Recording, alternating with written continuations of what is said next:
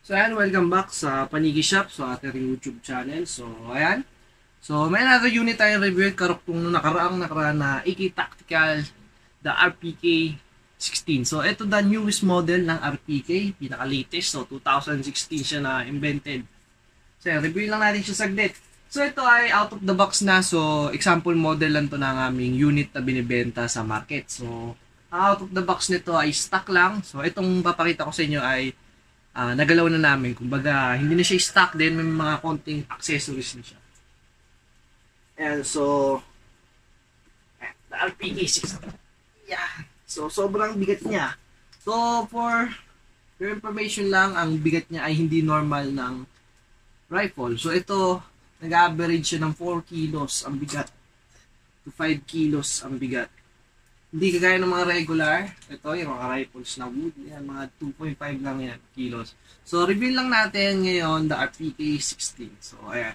So, bakit wala siyang magazine? So, dahil iba ang magazine. So, ang pag bumili kayo ng stock nito, out of the box ay naka-drum mag na. So, kunin lang natin yung drum mag sa kulit. Yan. So, out of the box niya ay ganito na. Yan. So, pag binili nyo to, ng stock. Ito na agad ang partner. So, kabit lang natin yung drum mag.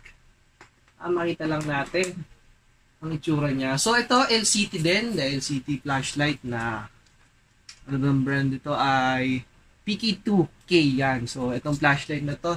Then, PK0 na grip. So, yan lang yung accessories na lalagay namin commonly.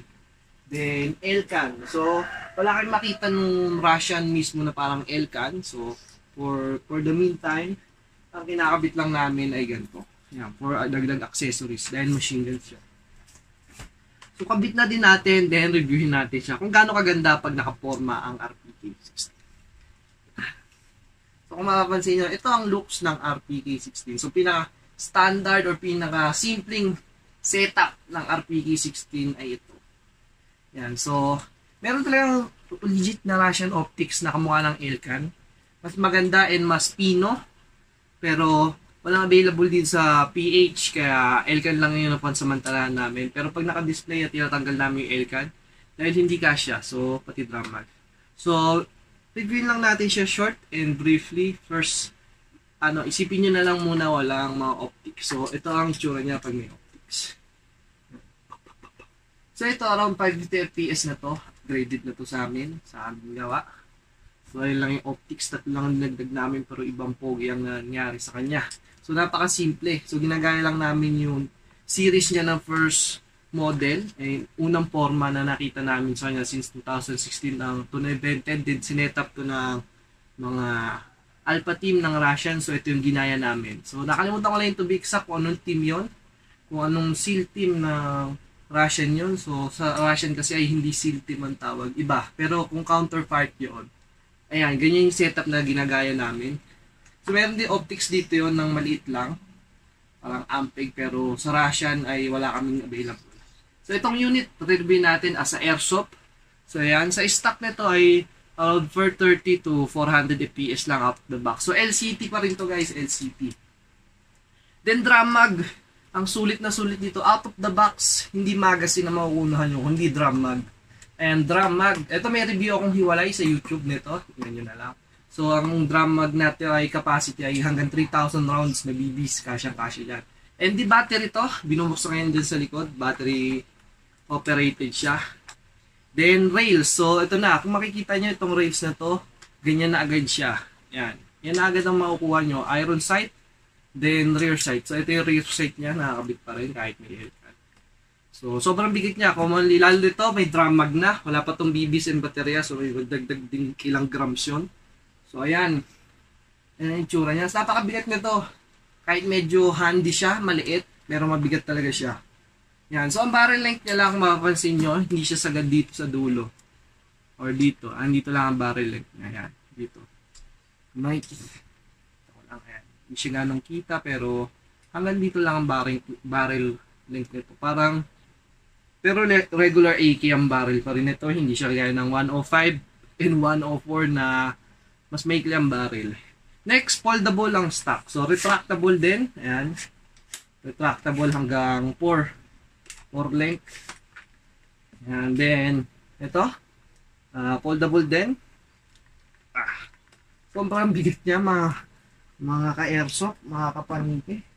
Sobrang bigat niya. So, ayan, foldable. So, piniklop ko lang muna.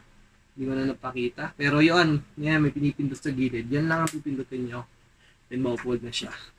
Yan. So, ito, upgradable to kahit gano'ng kalakas. So, goods na goods pa rin to. Na-operate na din namin to sa 550 FPS. Sa 4.2 din. Ang battery compartment niya ay dito sa taas. So, tanggalin ko lang tong L-can. So, ayan. Sobrang bigat. So, ang battery compartment niya ay dito sa taas. Ayan, natanggal to sa top cover. Ayan, tanggal ko lang yung magazine. For less bigat. Ayan, then battery compartment niya ay dito sa taas. Ayan. Yan, ito natatanggal yung pin na yan. Pag yan natanggal ganyan, hatak lang ganon. Ayun, makikita nyo. So, parang di ata ganong visible. Pero ayun, magigits nyo yan pag meron kayong itong unit na to. Kaya bili na dito sa Paniki Shop. So, yan. Itong rear sight ay nakadikit na dyan yan. Kahit tanggalin mo yan, walang problema. Itong top cover, din na yung battery compartment. So, ayan. Ang ginagamit namin battery dito ay yung maliit lang. So, stick type lang. Kayang-kaya nyo na 550 FPS. Wait lang. Hanapin ko na yung stick type. Nagagamit tayong baterya. Ito. So, itong stick type lang na to ang ginagamit namin baterya. Goods na yan dito sa unit ko. So, 550 FPS. So, malakas naman ang CC nito. 25 CC and 11 volts. Kaya kayang-kaya mga unit natin. Yan. Then, syempre magandang setup lang din. So, ang half chamber na din ito. So, papakita ko na din dito. Visible pala siya pag tinanggal. So, ayan. Ang half chamber natin ay simple lang. So, ayan. Ang half chamber lang natin ay yung common lang na AK na front and backward hopping. Then, ayan. Ang battery compartment. Then, solid na solid ang rails na to. Ayan. So, kung kakalasin nyo to ay different sa mga AK na normal.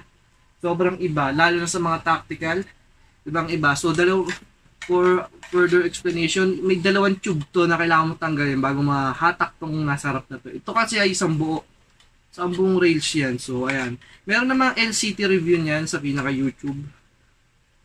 Meron yan na kung paano tanggalin. Then, walang pinupukpuk dito. Lahat to may allens. Then, pag natanggal mo yung allens ng dalawa, okay na. Goods to go na. Matatanggal mo na yung mga ibang parts. Yan. So, guys, baka kasi meron mga nakalala kayo pinupukpok, nasisira yung baril, then sisihin doon sa pinagbilan. So, ayan. Then, nakagrip na din siya, kagaya ng AK-12 and AK-15 grip na din tong ganito. Nakalimutan ko tawag sa ganitong grip. Pero, same siya ng AK-12 and 15. So, sa 19 lang nagkaiba. So, yun lang. Then, ayan guys. Murang-mura lang to sa market namin. Same lang din ang mga presyo nito. Kunti lang diferensya niyan sa tactical. So, medyo nagkakamahalan lang sa mga vintage, limited, and sa mga machine gun. So, ayan. The RPK-16, smooth na smooth. Napakaliit. So, meron itong long version. So, yung regular size ng RPK na ganyan. Meron. Pero ang kinuha namin ay yung carbine. Tawag dito ay carbine na RPK. Nakita ko na din. Then, yung regular size na mahaba. Ayan. So, ito ay pang CQB. So, modern kasi to, kaya meron na din may liit. So, RPK-16 to, baka isipin nyo, parang hindi siya machine gun, parang hindi siya rifle. So, machine gun siya. So, out of the box, guys, seryoso, drum mag agad ang makukuha nyo, hindi regular magazine. Ayan. Ito mismo, itong waffle na to, out of the box, ito agad makukuha nyo. Yan. Tapos, then, changeable din to, napapalitan ng bat, napapalitan ng grip, nalagyan ng optics, tactical, kung ayan nakikita nyo. Then, ayan, wala kayo ibang dalagdag dyan. So, itong flash hider na to, ito mismo ang pinaka-stock na flash hider niyan. Yan, sa Paniki Shop. Then, yan, all railed na siya. Makompleto na. Then, kung yung mga ibang nagsisetup ng Alpha ay bumibil pa ng gantong switch selector, around 2.5 ata to 2K. Ang switch selector na to, sa mga nagsiset ng Alpha, pero itong RPK-16 ay stock, nakaganto na agad. So, ayan, kung makikita nyo, so, ayan, tilt ko lang. Yan, kung makikita nyo, yan, mahal yan. Meron din kami binibenta itong hiwalay. Mahal, around 2.5 to 2K ang presyo. Yan, hindi ko pa updated sa pinaka-latest price pero ganon, nag-average. Kaya sabi ko sa iyo, pag bumili ka nito, sulit na. Then nakapad na din yan. So foldable to. Nasa taas ang baterya, hindi sa bat stock. So mga difference sa wood. Then selector na yan ay sulit na sulit. So nakamura ka na, may drum mag ka pa, may machine gun ka pa. So yan guys, RPT-16 ang pinakamaganda nating unit for today. Smooth na smooth, solid sa bakbakan. Kayang-kaya yan. Salamat sa panonood.